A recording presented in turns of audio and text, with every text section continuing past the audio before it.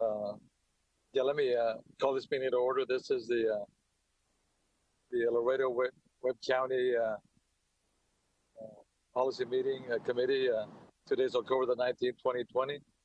And we're meeting virtually, the majority of us. And of course, we have an agenda. So I would call for a roll call, please. Yes, Gracie, can you provide that roll call, please? Yes, sir. Honorable Pete Saenz, Mayor and Chairperson. Present. Honorable Norma Nelly Vielma. Honorable Dr. Marta Martinez. Honorable George Algett.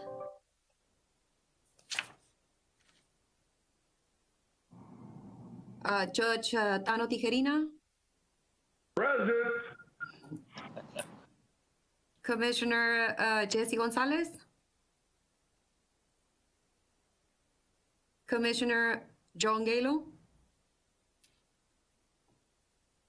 Mr. David Salazar.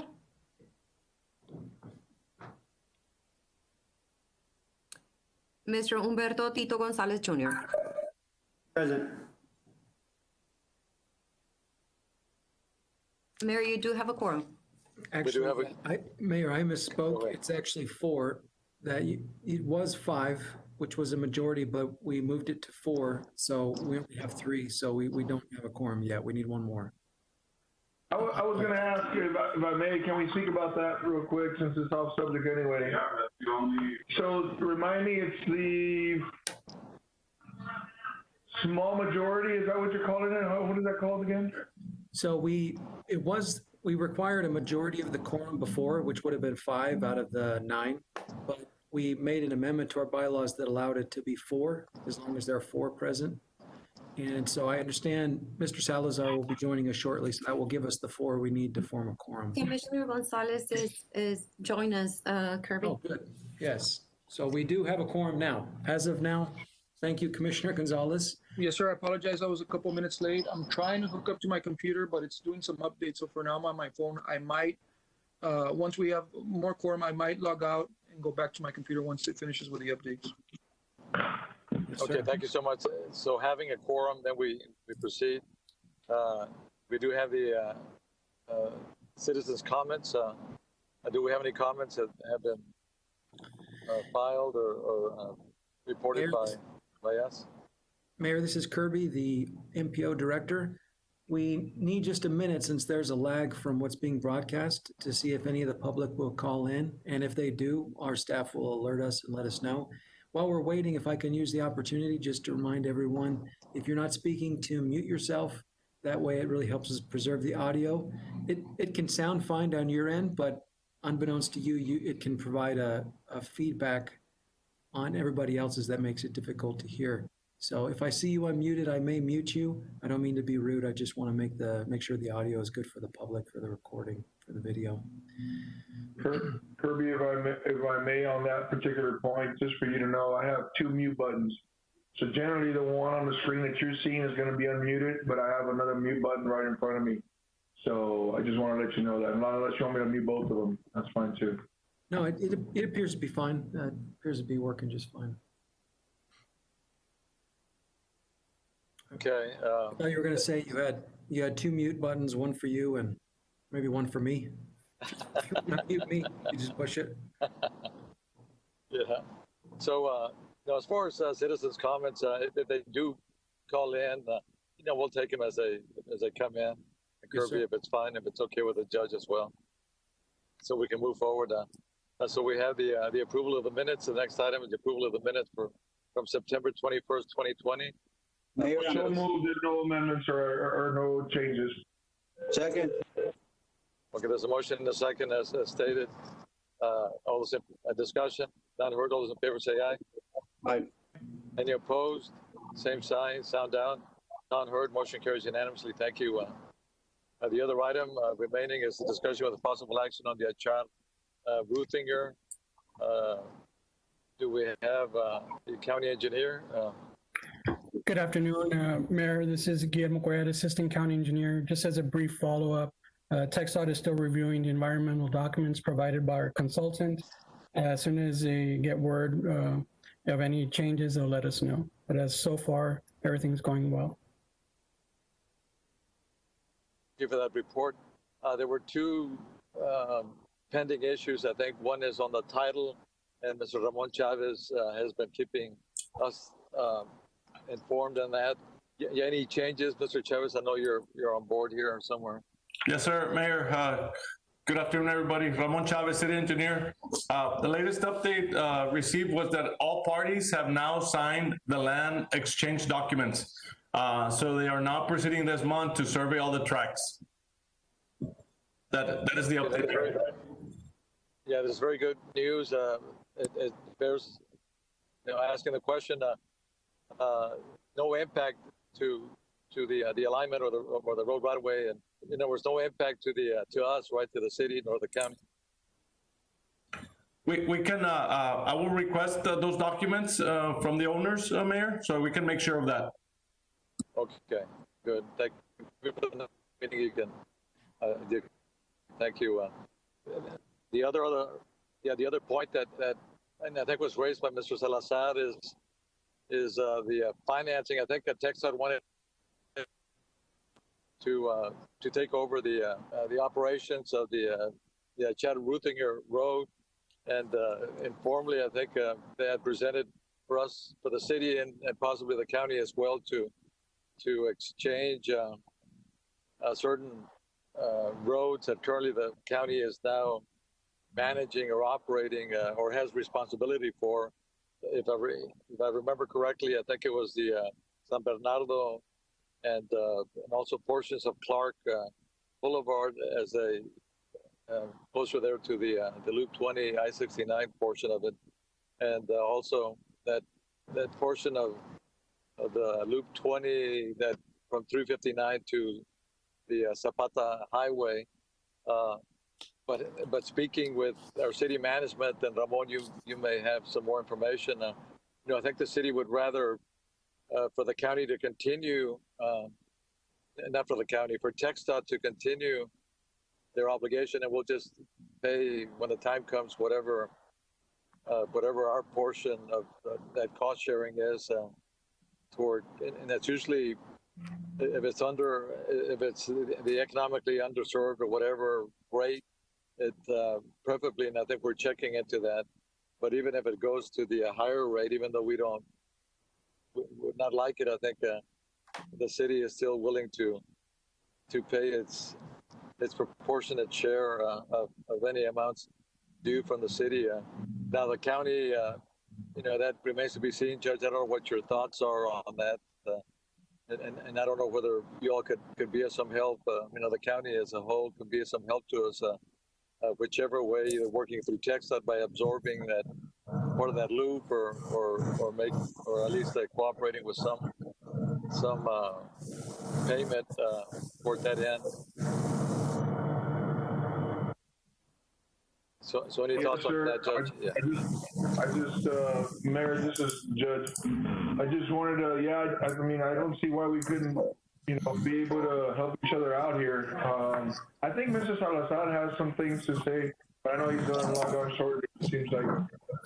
There you go, David. Yeah, good afternoon, Mayor and Judge San. I apologize for being a little late this morning. I had some technical difficulty this morning. So while we have had some informal discussions on the Ruthinger Chad project, internally we're working through some issues that we're trying to resolve as well when it comes to the design of that portion of the project. But as it stands right now, and these numbers are roughly, they're not accurate estimates, I believe. Mr. Gonzalez probably has a better feel for them. But right now on the Ruthinger Chad portion, the city's portion to contribute would be about $1.5 million for 5 miles. Unfortunately, there was never an advanced funding agreement set in place with the county on the Ruthinger portion, which is at 3 miles. As of now, they are not that economic disadvantage buyout on that. So technically what it comes down to is that the county would have to be submitting $4.5 million for 3 miles of roadway. as it is right now because they're at a 0% match on that project. That is significantly greater than what the city is contributing to this project. Hence, at this point, we were looking to try to take that roadway over and bring it on system now. Once the right-of-way was completed, we would love to take it now rather than later to help out, assist the city and the county on that portion. Again, we're not ready to bring anything to the MPO at this point. We're still working through some issues when it comes to the consultants involved internally with us. But the plan was, like Mayor Science mentioned, that we would look at taking over the 8-mile section of Ruth Inter, which is about 32 lane miles, in exchange for San Bernardo, Spur 400, and Jaime Zapata, which equates to about 18 lane miles, which is, a little bit less than half of what we will be taking onto the YON system. But again, those discussions would have to be had here pretty soon. We are working through some things, and unfortunately, I don't have much more that I could present to the MPO at this time. But I am open to questions or comments on that project. From our end, David, yes, thank you for joining in as well. Since you don't have any more specific information, maybe at the next meeting or before, let's try to visit with city management, Robert Eads, and maybe Ramon Chavez and those folks, Ria Sulmia, and see what their thoughts are as well. And of course, the county, we joined here, and Judge, I appreciate your willingness to help out. So let's continue. I mean, it's got to be fair for both sides. But I appreciate that, Judge. Yes, go ahead. Mr. Salazarino, I want to make sure that we're clear on this. So you're saying that the only way that you guys will take over this project is if there are basically if you release San Bernardo? Is that what I'm hearing? So that no, Councilman Martinez, you misquoted me. I did not say that that's the only way we would take over. I'd say we were in discussions with the city and the county. Again, I was just handed a note that the county did not qualify for EDC relief on 21 as well. So their match would have to be 20% on their portion. I'm not saying that we're not moving forward without the city taking over. We are in discussions with the city. It's an idea that we have that I think we could all benefit from. But again, we still have to work out some things internally with the tech staff before we can come to the table and have further discussions on this. And I'm hoping it's soon. My plan is that hopefully by the end of the month, we'll know something that we can move forward with before the end of the year. Well, I'm glad to hear that, because there's a lot of moving parts on this end as well. And what we can't do is slow this project down, especially in lieu of the county now having to put an extra amount of money that really we're all hurting right now because of this economic downturn. I know TxDOT is as well. So anything we can do to help us would be fantastic. And of course, I think management would be willing to sit down and talk and have preliminary discussions, but I just don't think that we should stop any project and push this forward. And I think TxDOT could push it forward a lot easier than the county at this point. Judge, I hope I'm not misrepresenting what's occurring, but I do think that there's an increase in cost that may affect our ability to move quickly. And this is something that we should have completed 5 years ago, 6 years ago, 7 years ago. And so I hope that we can just move past that particular point, get this project underway, and then of course we'll have conversations. I think management is willing to have conversations regarding the transfer of some of these off-system roadways that you've been wanting to for the city to take over maintenance on. But I know that there's a cost there, and so we have to look at that as well. That's all I'll say for now, Mayor. Thank you very much, Dr. Martinez. I think we know where we stand. And Mr. Salazar, is there could we do a mix of this cash versus maybe absorbing some of the those miles of roadway that y'all are offering? And I'm not saying you don't have to answer that, but we have to think out of the box here and see what's good for the county and what's good for the city as well. but I guess we can bring this back hopefully next time, because I know we truly want to move this forward. We've been working on this for so many years now. Yeah, you tell us. I think we're all kind of waiting on TxDOT, Mr. Salazar. So the sooner you can bring something to the table, I guess the sooner the city and the county can better evaluate, how to approach this. Thank you.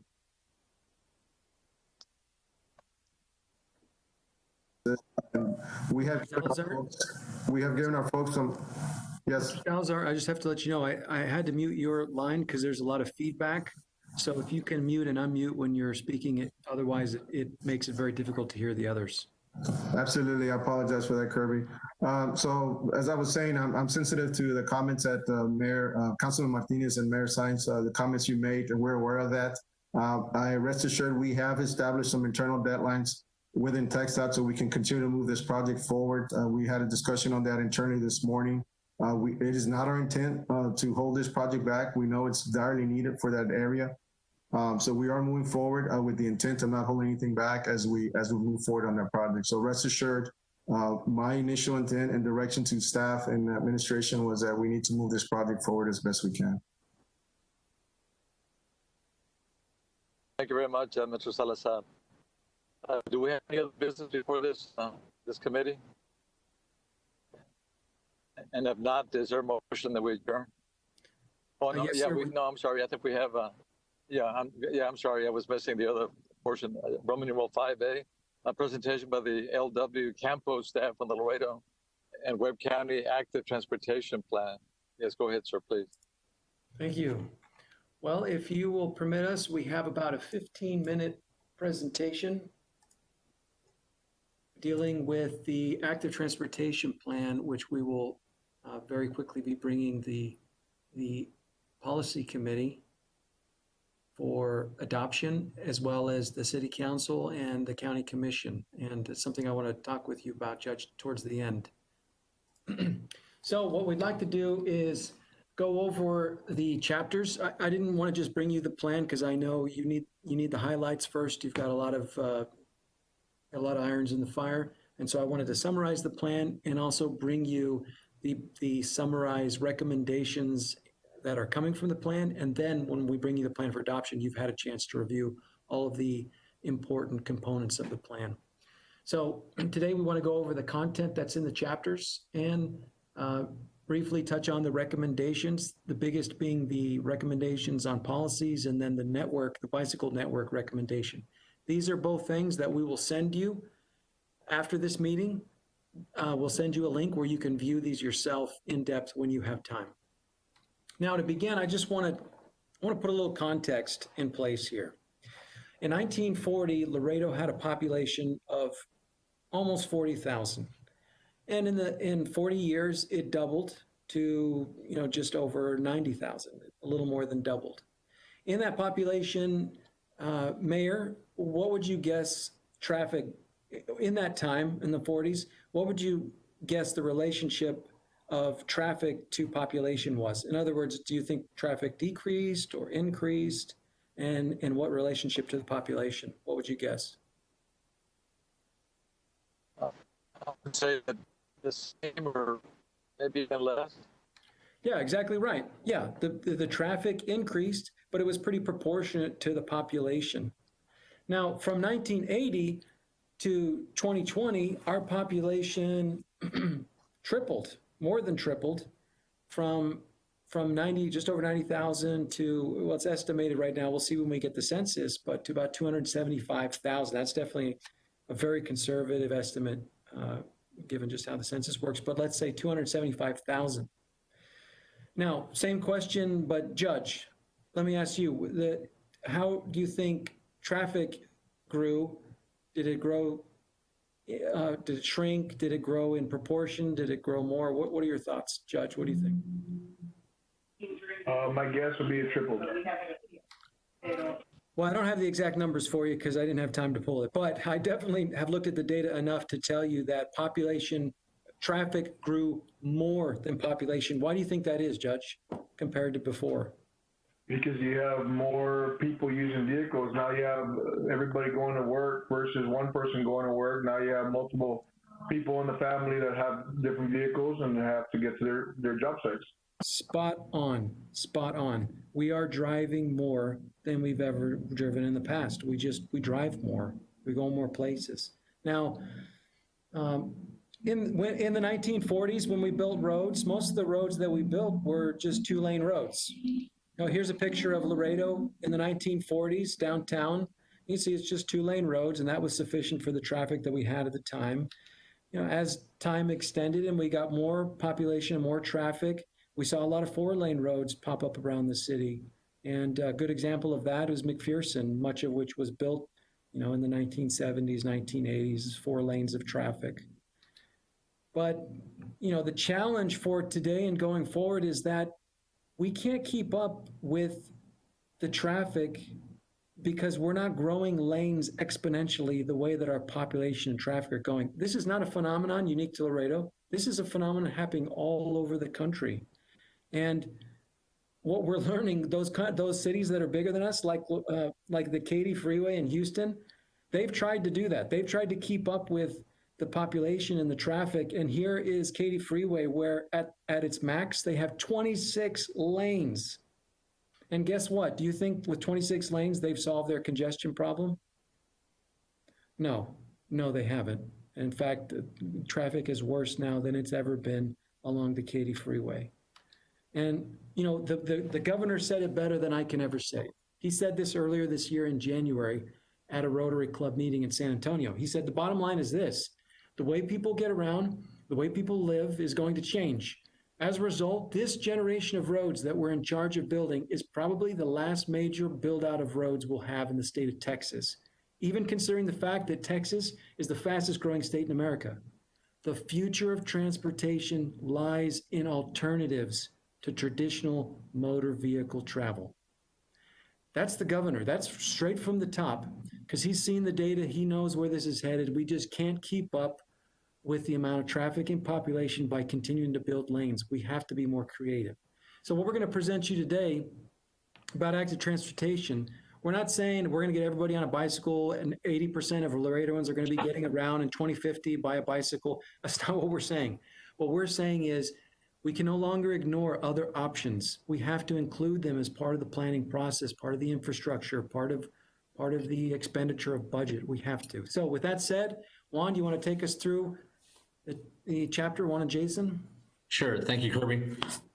So yeah, just to, we're just gonna go over a few of the highlight of the chapters in our plan. As Kirby mentioned, we're just gonna be looking, we're not gonna give you all the details right now. There's a quick highlight. We start off chapter 1 by explaining what active transportation is. Would someone here be able to give me a definition of active transportation? Maybe Judge Tijerina?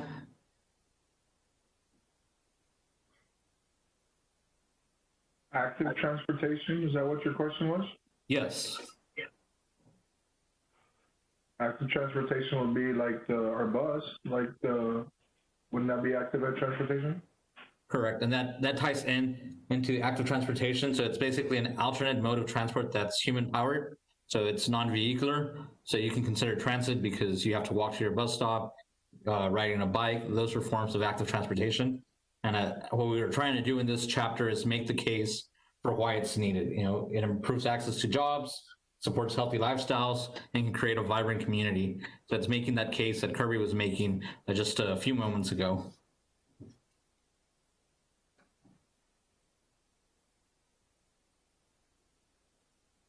Jason? Sorry, I was on mute. We were studying the existing conditions of Laredo and all these local dynamics. It turns out that Laredo is a good location for active transportation. We studied, the socioeconomics, the physical characteristics present, and as well as the favorable climate. And another thing that hits home is, the income, the socioeconomics, right? The disposable income, where people are spending a lot on their transportation and their housing, leaving them a little bit to dispose in other needs. And so reviewing the city's dynamics and really getting a grasp of what's going on in the community highlights the importance of including active transportation in the city. So in these two graphics that you're looking at, the graphic on the right is an elevation map of Laredo showing you that, we're not a mountainous city. You can get around pretty easily on active transportation, whereas some cities, they could implement plans, but people just aren't going to ride around because it's not well suited for active transportation. Whereas here, with the weather, believe it or not, and there's a lot of months out of the year you can ride, and the terrain allows you to ride. The graph at the bottom, those 30%, 30%, 30% roughly, those three shares, is showing you just basically how much people spend in Laredo on different components of their budget. And you can see a third of the average person in Laredo's costs go to housing. A third also goes to transportation. So when we can shrink some of, and all this data is presented in this chapter to make the case that for Laredo, it does matter if we can give other options. Maybe everybody doesn't have to own as many cars.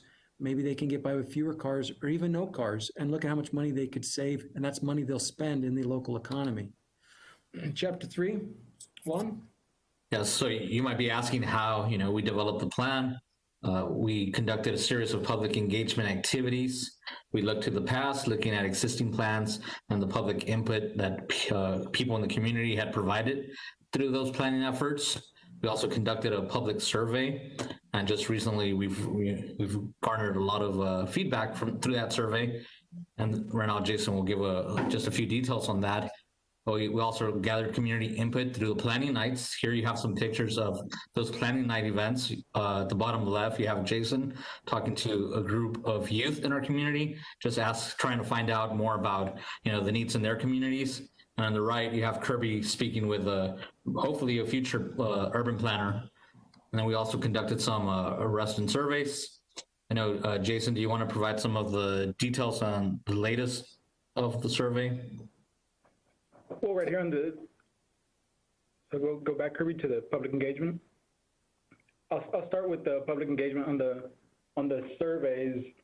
We had just over 1,900 students or respondents, and over half of them were students. And so this really gauges the community and as well as the future of Laredo on what their current feelings of active transportation are and what they would like to see moving forward.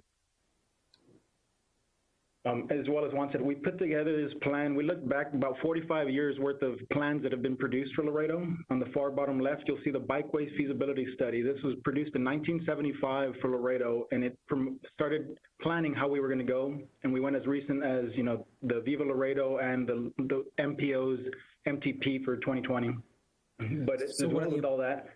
One of the important points to stress here is that although you may not be familiar with a lot of what's gone on in the past with active transportation, we have over 20 studies, plans, policies in the last several decades that have been put together, and we pulled on all of that to create this plan. So this plan didn't come out of nowhere. It came out of a lot of public comment, public input, public plans that have already been created over the last several decades.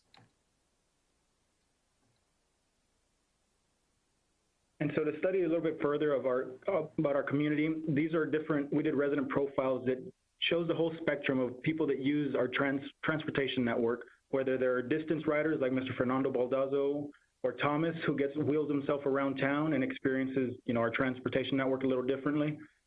And as well as, a gentleman, Omar, who uses a bus to get around for work. And so all these people are using our transportation network throughout their different needs, and we've got to be able to make sure. The point here that's especially relevant is that we didn't just put together a bunch of charts and graphs. We talked with the people who are using the system, who are out there, who are using the buses, who are using the sidewalks, who are using the bike lanes, and we got their actual realistic feedback on how we could implement a plan where we're going to be increasing this infrastructure or looking at it more. And through all this public input, community engagement that we provided, we were able to, create some recommendations for the plan for different modes of transport, like bicycle, pedestrian, transit, the last mile, and wayfinding, as well as other recommendations. I won't go through all of them. I'm just going to highlight a few. Here you see the different recommendations. They're prioritized from A and through Z, just in alphabetical order, depending on the priority, also based on just feedback we got from stakeholders. So the ones I wanted to highlight was one in pedestrian. something we want to do is perform a sidewalk analysis. We know that there's gaps in our sidewalk network. That's something that we might not be able to accomplish right now. You know, we wanted to look at the whole network and study it, but it was not something we could do through this plan. So we're recommending that there be a separate sidewalk analysis performed, gap analysis performed. And also want to show you one in wayfinding. Letter A, as you see, it's create signage along the network for user awareness. And letter B, create highly visible signage indicating that vehicles for roads intersect hike and bike trails. I think wayfinding is very important because once we do have more routes in our active transportation network, it's good for people to know where they can go, where they can travel on these routes, or even how to access these routes. There might be people that are not familiar with some of the trails we have here in Laredo. Yes, for example, Mr. Salazar, how many bike facilities would you guess in number on and off road would you guess that we have in the city? Places you can ride your bike safely. What would be your guess? In lane miles or locations? Just locations, different bike facilities, bike routes on and off street you could take in the city. What would you guess? 12 and a half. 12 and a half. What's the answer, Juan? Total miles? Survey says, how many, Juan? 36. 36. So the point there I want to make is that a lot of people just don't know what we have. And by advertising, you know, when you drive by a McDonald's, what do you see? You see a big McDonald's sign. So those are our competitors. Those are if we want to get people active and healthy, we need to advertise the resources we have. So how many people driving over Chacon Creek know this is one of the best bike routes in the city for you to go with your family and have a nice evening? Well, maybe many do, maybe many don't. So we've got great recommendations. We buzzed through these, but don't worry. After this meeting, I'm going to send everybody a link. It's also available to the public so that you can review these in depth when you have time. Right. And to make sure that this, you know, that we're able to implement this, we created a strategic framework that focuses on project prioritization, management of projects, performance management, funding, which will be key, and also continued stakeholder and community involvement. Yes, so Juan's there, Juan, and let me ask you, Juan, how Yes. good is this plan if we just put together some great recommendations, but we don't talk about how we're going to pay for it? How good would this plan be? Will be no good. Exactly. So what do we do in this chapter to talk about costs and funding? Do we look at all those things? Yes, we look at different funding strategies. We're also developing a cost estimate and trying to come up with the best strategy of how we can fund this and who we can collaborate with. We're also looking at, you know, making sure that we monitor this plan annually and that it's updated every 3 to 5 years. And we've established an annual benchmark to construct at least 4 miles of projects each year. And then something else that's very unique about this plan is that we've included a complete streets plan, and we are actually providing a recommendation for a complete streets policy for the city and the county to consider.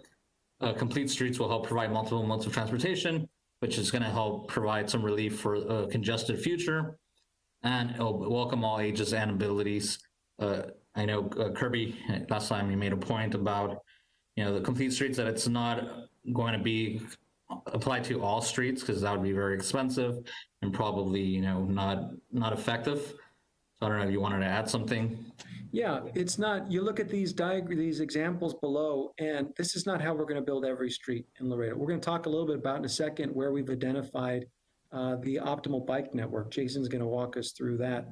But I just want to let you, don't worry, Mr. Gonzalez, don't worry, Mayor and Judge. We're not going to give you a bill for millions and millions of dollars to put bike lanes everywhere all over the city. No, we want to put them where they'll be used, but we want to have a policy in place that says, hey, this isn't something finicky. We just, you know, I feel like doing bike lanes today. Let's build this road with bike lanes and this road without. If it's on the plan and if it calls for it, we need to build streets completely, consider all users. And then have an outlet, a way that, well, if it exceeds a certain budget cost, then it's okay. Then we don't have to build it. But rather than it just looking at numbers and saying, yeah, let's go with the cheaper option. So we're giving you some metrics and a policy for that. All right. Jason, do you want to maybe ask Mr. Gonzalez the question here? Unless hopefully he doesn't already know it. You wanna take He him through probably knows this? all these answers, but I'm gonna go ahead and just lay the groundwork here. Laredo is 10 miles wide and 20 miles long from north to south. And what we're doing is we wanted to gauge the interest of, or the amount of miles. So, Tito, how would you say, how many miles of improved bicycle paths do we have? I know it was mentioned earlier, but what would have been your guess if you hadn't heard the answer? I don't know. I think you said there was 36 independent paths, right? I may have missed a mile. So, I mean, I would assume if you add them all up, it would have to be somewhere in the maybe 100 mile total. I'm sorry, let me correct that. Before we have over 20 bicycle paths and routes, but in total miles, you heard what we said. We have 35. But of that 35, how much? What would you guess is the longest you could ride your bike on one connected path? I want to say maybe about 8 miles, maybe. Close. You do the full trip on the Chacon Creek Trail, you could get 8 miles from the river all the way to Eastwood Park, just past Clark Street. And Now so think that's our about that. longest continuous. Think about that for a second. We've got 35 miles in the city, which that's nothing to write home about. But even with 35 miles, the longest you could go on your bike is just 4 miles. That's it. You know, if you ride on a bicycle, the average bicyclist is riding about 10 miles an hour. How long would it take you to finish this? Come on and do some math for me real quick. What is that, like 10 minutes? You go on a 10-minute bike ride, you're done. That's it. So what are we saying here, Jason? So what we don't need is more bike routes. We need more connected bike routes. It wouldn't serve us any purpose if we didn't double, connect, multiply. That's what we're driving home, double, connect, multiply. And the reason is, what we want to do in the next 10 years, we have an existing 35 miles on the left side, as you can see, and in 10 years, we want to double that to 70 miles. Jason, what is that chart that on the left? What is that saying? What is the black? What's the red? So the red is displaying our existing miles of our total network right now of disconnected miles. And on the right of that same chart is the 10 years, we'll have 70 connected miles. And so we're doubling within 10 years. But we only want to add routes that are connecting to an existing route, and preferably if it connected 2 routes. So that way we're more efficient. And within those 10 years, if you see the chart on the right, we would get from the only connected 4 miles as existing to a connected 70 miles in 10 years if we followed this plan. So let me review this one more time, because this is a big point we're trying to make here. On the left, if you look at that chart, those 2 bars, the black one and the red one. The black one is showing how many miles we currently have, just 35 miles in the whole city. Now, what we're asking for in the first 10 years, we're asking only to double those amount of miles. Now, some of you might say, whoa, that's a lot, Kirby. And some of you might say, come on, that's it? All we're going to add in the next 10 years is 3 to 4 miles a year? Like, can't we do more than that? That was me doing an impression of Councilmember Altgeld. You know, he's, what? That's it? Just 35? And maybe the mayor's like, whoa, 35 miles. I don't know. Where are we going to pay for this? How are we going to pay for this? So that's what the chart on the left is saying. That's our plan that we're presenting to you, is we're just asking to double the amount of miles. However, we're saying, okay, you got some council priority funds, you got some money from at the county, and you want to do a project on the south side of Laredo. Well, if it doesn't connect to anything, we're saying, no, don't do it. Only add bicycle infrastructure where you're connecting to existing. And we've laid that all out. We've done the plan for you. Jason and Juan have done some great work we're about to show you. But that's what we're saying. That's the clause. Only add it if it connects. And if we do that, if in the next 10 years we double the amount of miles, but we only add them where it's connected, then we will actually multiply by 16. If you look on the chart on the right now, the existing, we only have 4 miles of connected trails, bike paths. But if in 10 years we add 35 miles, but we connect all of our unconnected stuff, then in 10 years we'll have 70 miles of connected. That's multiplying by 16 how far you could go on a bicycle. So that may have been, I may have been beating a dead horse there, but this is really a big point we're trying to make, is to be very strategic with where we put this.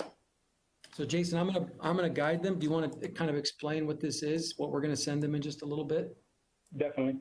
And so what we did is we used the existing data and we were analyzing what other projects had been proposed over those 45 years worth of plans, and we sewed that all together to get Jason, our strategic.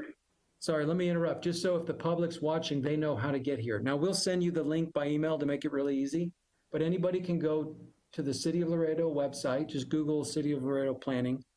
And right here on current notices, you click on that. And then these are where we put all of our notices for zone changes and plats coming in. But if you click on the folder, it says active transportation, you'll get two links.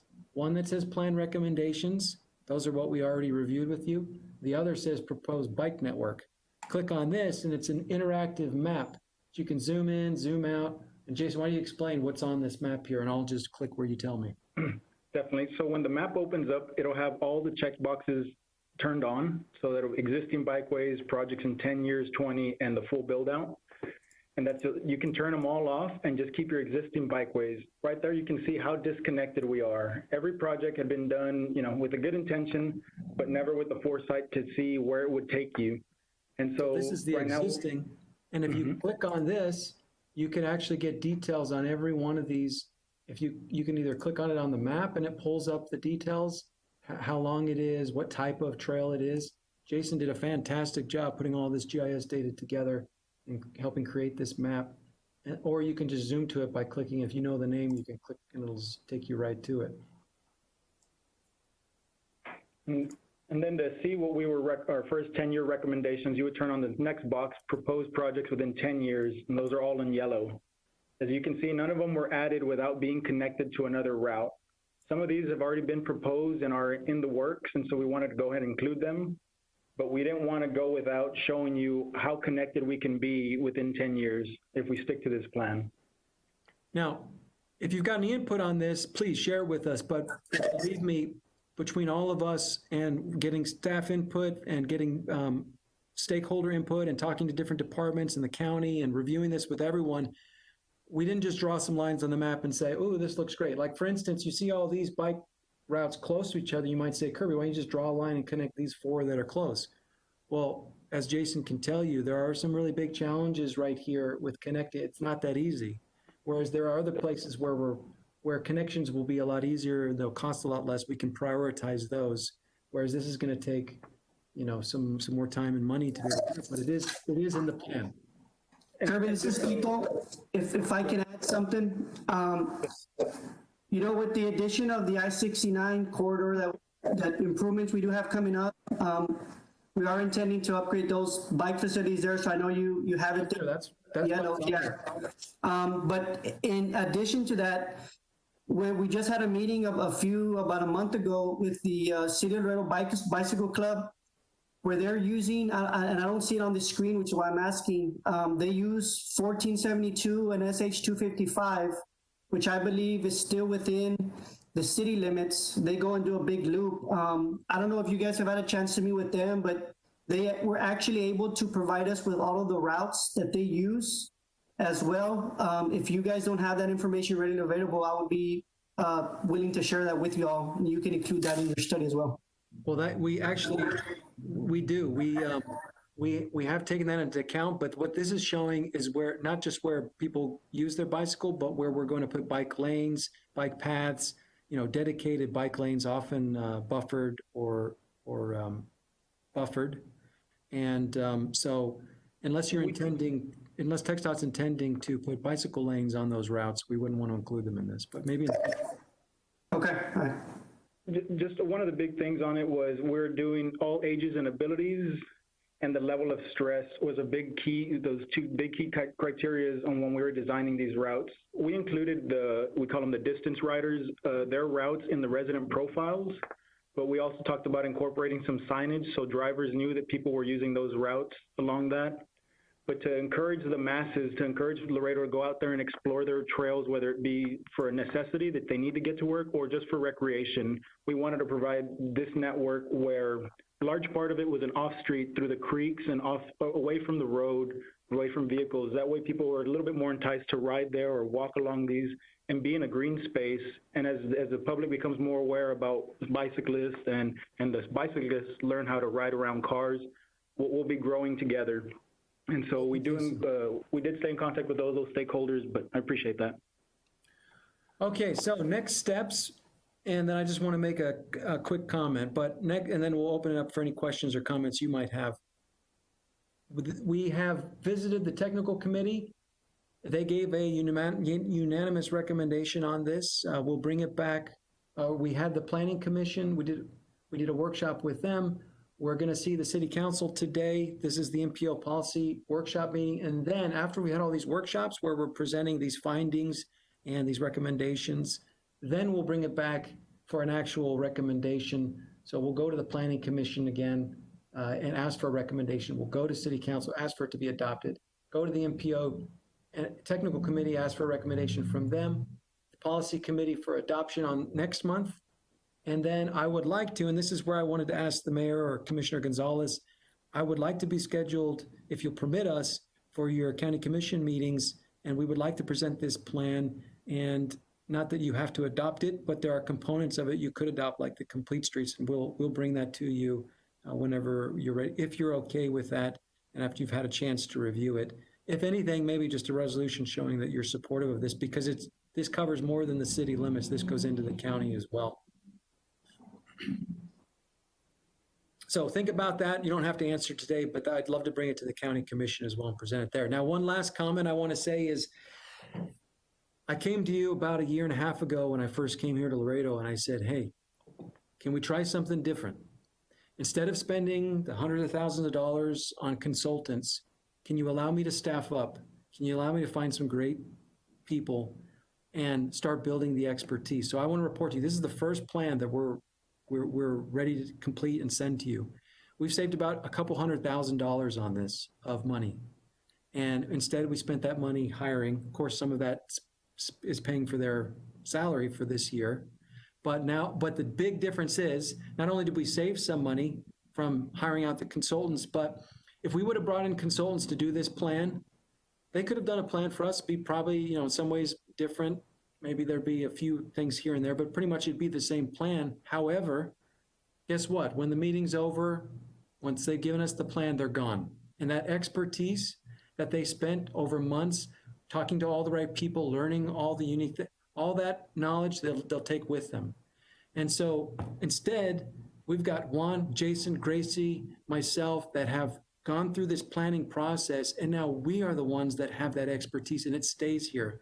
So I want to really put an emphasis on the fact that what we're doing here, in you trusting me with funds to hire staff and to grow our team, is we're giving Laredo more tools for the future. And I'm really excited about the progress we've made on this plan and then other plans that will be coming down the pipeline.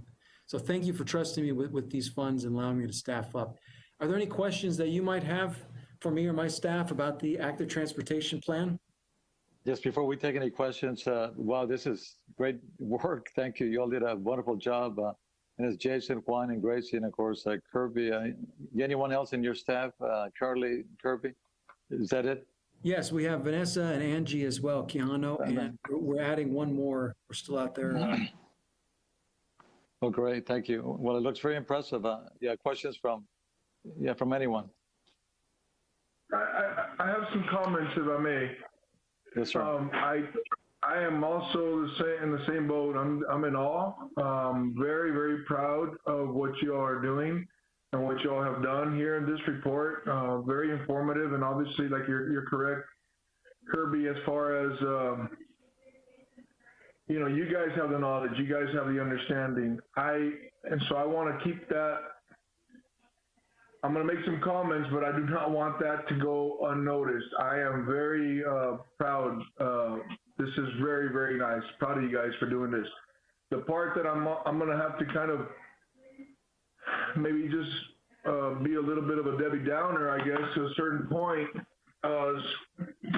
Look, I'm probably the most athletic one on the MPO meeting, as far as as far as physical fitness is concerned. I exercise every day. I'm a big advocate of it. I love biking. I do a lot of biking as well. I've done it many years. I just cannot see it being a transit form in Laredo, Texas. I just can't. I mean, I've seen it. I was in Switzerland last summer with my wife going and getting some surgery done there. And I will tell you that I was in awe with the way you have your bikes and your cars and your pedestrians all interacting as one in unison. I was in awe. I could not believe how everybody was just moving.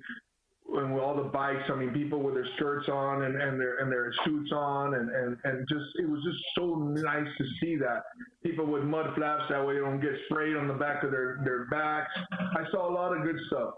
I cannot see that. And of course, a lot of, I used an example at Switzerland, but a lot of places around the United States do it too, and they do it seamlessly. But here, being that the heat, I mean, I don't know. I don't think we need to be reinventing the wheel. So let's have anybody we looked into, like Phoenix. I know Phoenix, and I live there too because I played baseball there. So I have the privilege of being there for many years. And I've seen the streets the way they are, the sidewalks and whatnot. But even in that heat, you don't have a lot of people, on their bikes going to work and whatnot. There's just 3 or 4 lanes actually each road. They're humongous lanes, big, beautiful, open, vast lanes that they have there. But there's other places. I guess my biggest worry is I see that you all have done a lot of this footwork, but have we done a poll? Have we made a bunch of calls to ask the people of Laredo, hey, that might take a little bit of money or something, because I don't think we want to do it, but would you be willing, in 10 years from now, do you see yourself or do you see your family ever using a bike? I don't know what kind of questions they would use, but I guess these are the little things that I'm just worried about. I'm a little worried about us spending a bunch of money that looks great, but I also want to be a little bit realistic in a sense of, will it work out? Will it flower? Will it blossom to where it's supposed to be? That's my biggest concern of it all. Will Webb County ever be, will we ever see anybody using bikes as far as going to work and transit and whatnot, other than our youth? I understand our youth use it and do it all the time. I did it here all the time as a kid. But as far as going to work, I just can't see that. That's where I guess you need to sell it to me for me to understand it a little bit better. That's all I have. I really appreciate those. Y'all, and I do not want it to go, I do not want it to be overlooked by what a tremendous job you all did. Please, great job. No, I'm grateful for those questions. And I was talking with Juan and Jason, and we were talking about how we're presenting this, and Juan made a comment about what if we sound like snake oil salesmen where we're trying to push this thing? And I said, hey, we do need to sell this. We need to sell it because not everyone may be convinced that of what we're doing and that it can happen here because they haven't seen it elsewhere, or they're not looking for it. A couple things I want to answer right to your, so if I seem a little over enthusiastic, apologize. I'm not trying to sell you a new car here, but I am trying to sell you a future, not where everybody's on a bicycle riding around, the Green New Deal and we're all holding hands and singing Kumbaya. That's not the vision here. The vision is, out of all the trips that are done in the city, if you go from A to B, that's a trip. So of all the trips in the city, how many, Judge, would you guess, what % are done by bicycle or pedestrian combined in this city? And the census is where we get this information. So that's how I can tell you. But what would you guess? Out of all the trips getting from A to B, your neighbor's house, the grocery store, work, what % of those are done by walking or biking in the city of Laredo? Or in the county, county. I want to start off by saying that those numbers can be screwed. but I'm gonna have to say take a wild guess. 2%? Less than one.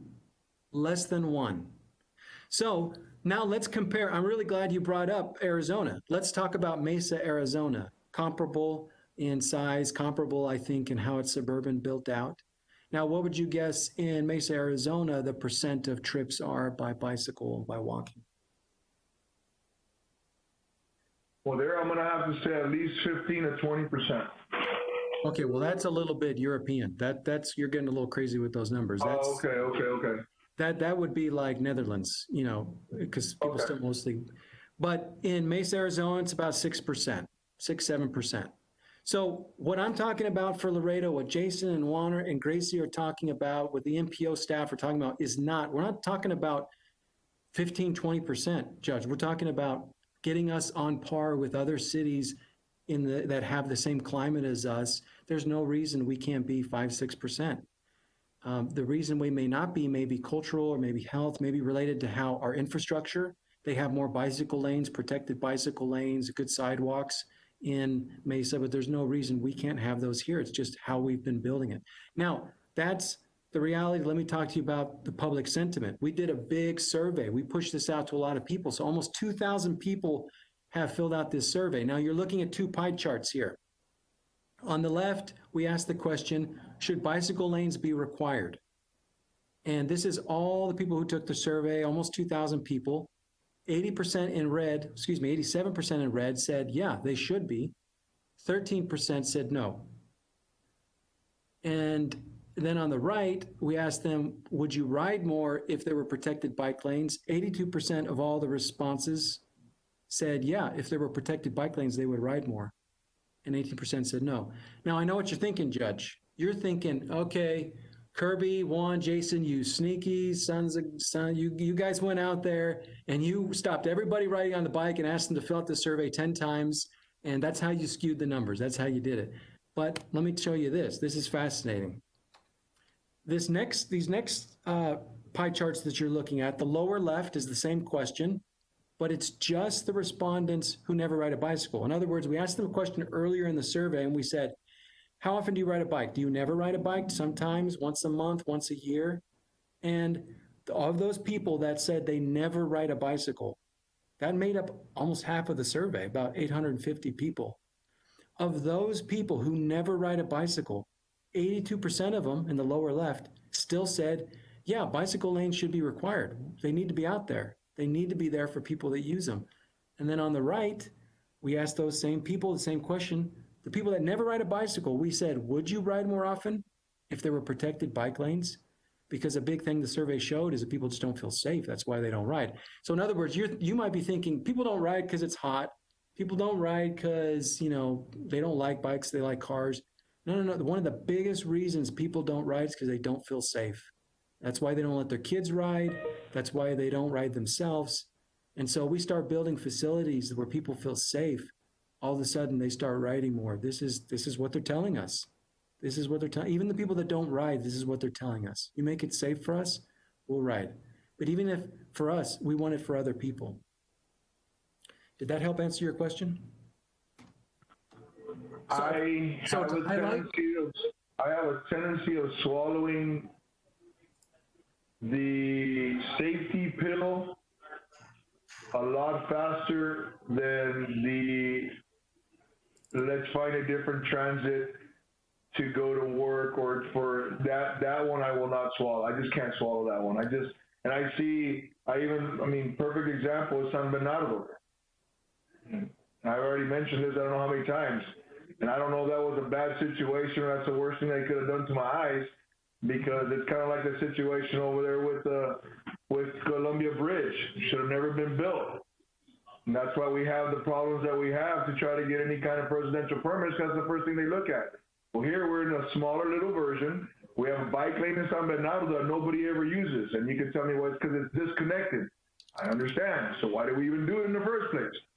So it goes on and on and on. But I will swallow it a little bit better, saying that if we have safety, and that is 100% correct. If we have safety bike routes, by all means, I'm okay with that.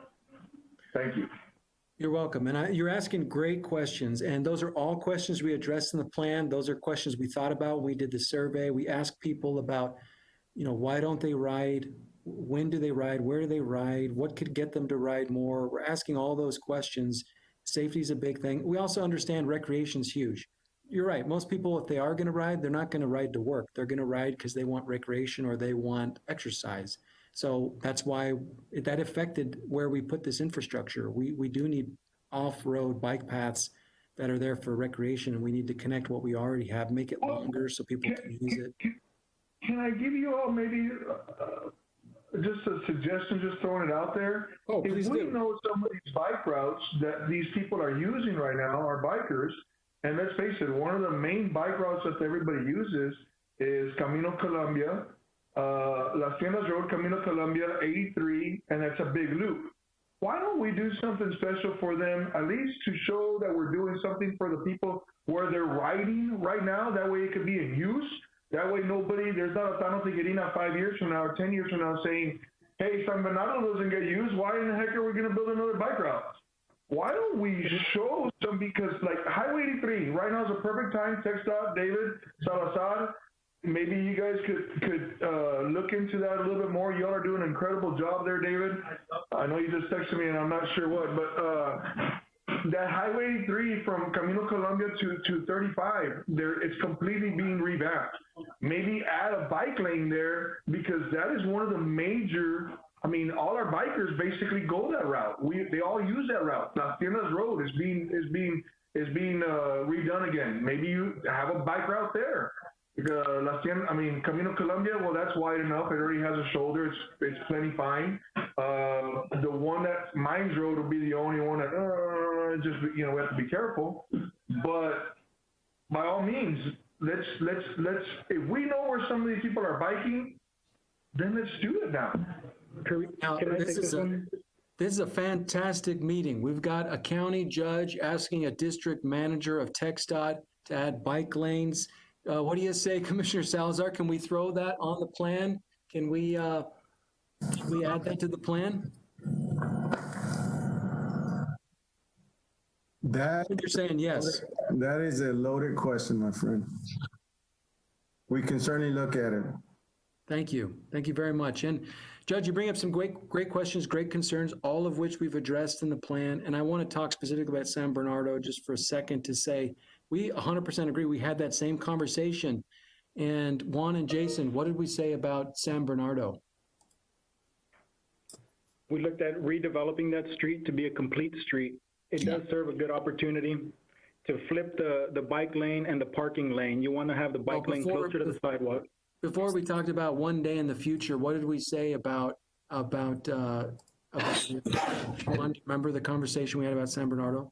It's not safe. Yeah, and that it was a waste, that it probably was a waste because we just put some paint down for a few miles and it wasn't connected to anything, and then nobody uses it, and then people drive and say, why are we doing this? Why are we wasting our money here?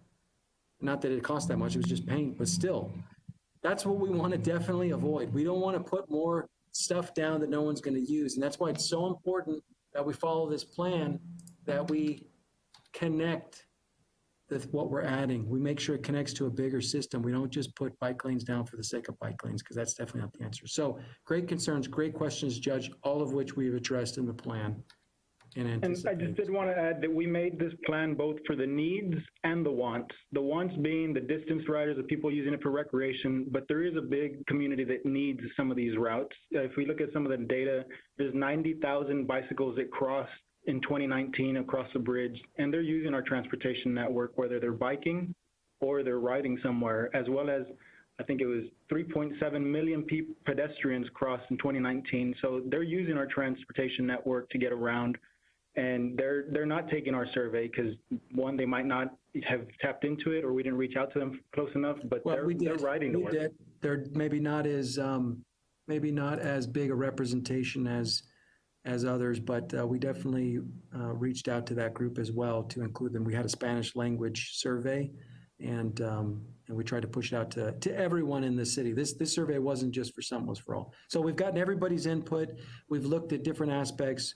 We looked at those who recreate. We looked at those who need. And this plan is for all of Laredo. And it is a plan that's very conservative. We're talking about 3 or 4 miles a year. And we look at funding and budget and how we can pay for it and the benefits it'll bring. So with that said, any other questions you got for us? Questions or comments? No, I guess not. So I guess we need to move on. Thank you very much for your report. Thank you. So do we have the status? Yeah, the next item is status report by the RMA. Do we have anyone from the RMA? Yes, Tony Rodriguez from H&TV Corporation, representing the Webb County City of Laredo Regional Mobility Authority. Yes, go ahead, Good please. Afternoon. Yes, absolutely. I'll be very brief, and thank you for hosting us again, like we do every month. So our status report is very quick. First project that we have ongoing that we've teamed with the City of Laredo and TxDOT on is Killam Industrial Boulevard turn lanes. This project has already been through the TxDOT headquarters in Austin. It's already been presented to the AGC, the Association of General Contractors, and basically on track for letting next month. Once again, Mr. Salazar, Tito Gonzalez, thank you again for your support as a great partner in letting this project forward for this project for both the City of Laredo and for the RMA. So we're still looking at next month for that project actually being let and construction starting in the new year. Next project that we're teamed with the City of Laredo is Los Vientos to Concord Hills. That project, we've gone through the second round with the one-stop shop on comments for that project. We've addressed the comments, and we are now looking at advertisement for next month on that project as well. Award in December, and construction commencement in the new year as well. So very exciting, very excited to see both these projects moving forward. Next project is Vallecillo Road. A quick update on that project is the traffic study is ongoing, and we're looking to complete the traffic study for that project by December. Other updates with regards to our partners, of course, with the City of Laredo. Mr. Mayor, as you're well aware, we did have an interlocal agreement executed in August with the City of Laredo on that item. And also, we've also got an executed agreement with our other partner, the Kiln Company, for that project as well. So we're looking to definitely take the next steps, that being basically approaching the TxDOT leadership in Austin for assistance as possible funding partner to advance that project. Last update is our next board meeting. We are projecting to have our next board meeting next month. And of course, we will invite everyone in the committee and as well as the executive director, Mr. Simon, in its attendance for that meeting. Does anyone have any questions? Is any questions for the gentleman or comments? No, apparently not. So thank you so much, Mr. Rodriguez, for the report. We look forward to your next report. Absolutely, sir. Thank you, Mayor. Thank you, Judge. Thank you, everybody. Appreciate y'all's attention to this item. Okay, thank you. Do we have any other business before this committee? And if not, is there a motion to adjourn? Motion to adjourn, Mayor. There's a motion that's presented, seconded. Seconded by whom? Yeah, by Commissioner Gonzalez. Discussion, none heard. Those in favor say aye. None heard. Yeah. Any against? None heard. Sound off. The motion carries. Yeah, this meeting's adjourned. Thank you very much.